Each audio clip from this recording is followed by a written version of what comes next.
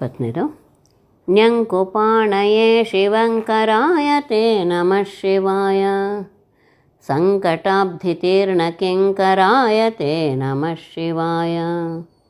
ಕಂಕಭೀಷಿತಾಭಯಂಕರಾಯ ತೇ ನಮಃ ಶಿವಾಯ. ಪಂಕಜಾನನಾಯ ಶಂಕರಾಯ ತೇ ನಮಃ ಶಿವಾಯ.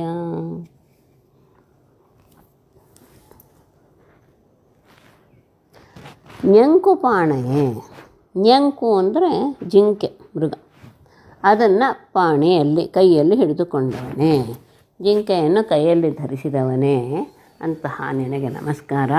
ಮತ್ತು ನೀನು ಎಲ್ಲರಿಗೂ ಶಿವಂಕರ.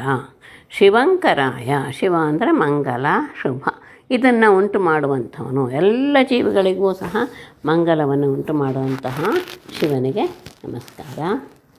ಮತ್ತು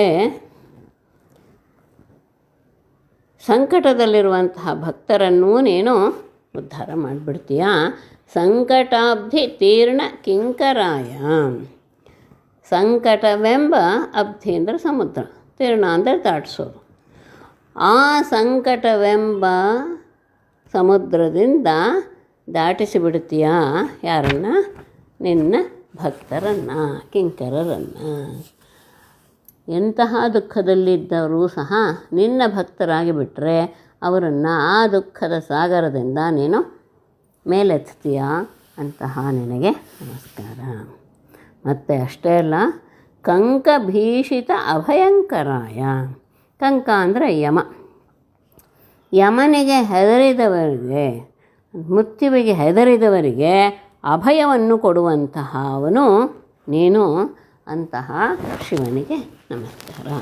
ಅದನ್ನು ನಾವು ಮಾರ್ಕಂಡೇಯನ ವಿಷಯದಲ್ಲಿ ನೋಡ್ಬೋದು. ಪಂಕಜಾನನಾಯ, ಕಮಲದ ಹಾಗೆ ಸುಂದರವಾದ ಮುಖವುಳ್ಳವನೇ. ಮತ್ತು ಶಂಕರಾಯ, ಶಂ ಅಂದರೆ ಸುಖ, ಹಾಗಾಗಿ ಅವನು ಶಂಕರ.